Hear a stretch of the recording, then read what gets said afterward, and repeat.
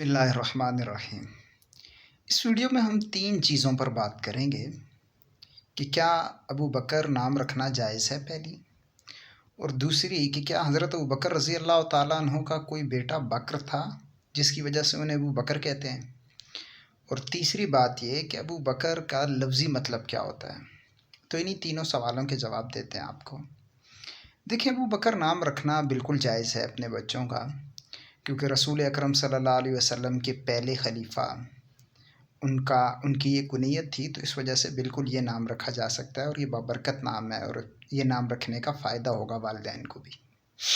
दूसरे सवाल पर बात करते हैं कि क्या हज़रत अबू बकर रज़ी अल्लाह ताला अन्हु का कोई बेटा बकर था जिसकी वजह से उन्हें अबू बकर कहा जाता है।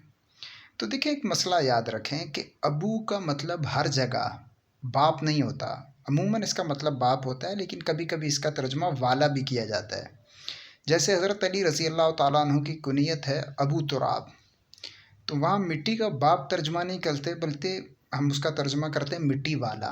इसी तरीके से हज़रत अबू हुरैरा हैं, तो हम उनको भी बिल्ली का बाप नहीं कहते बल्कि बिल्ली वाला मतलब उसका लफ्ज़ी तर्जुमा करते हैं।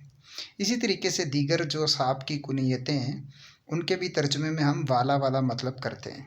तो इस वजह से बकर तो उनका कोई बेटा नहीं था और बस ये कुनियत वैसे ही मशहूर हो गई थी। अब बात करते हैं कि अबू बकर नाम का लफ्ज़ी मतलब क्या है। तो अबू का मतलब आपको बता दिया कि इसका मतलब है वाला। अब अगर ये बकर हो तो इसका मतलब होता है जवान ऊँट, यानी जवान ऊँट वाला।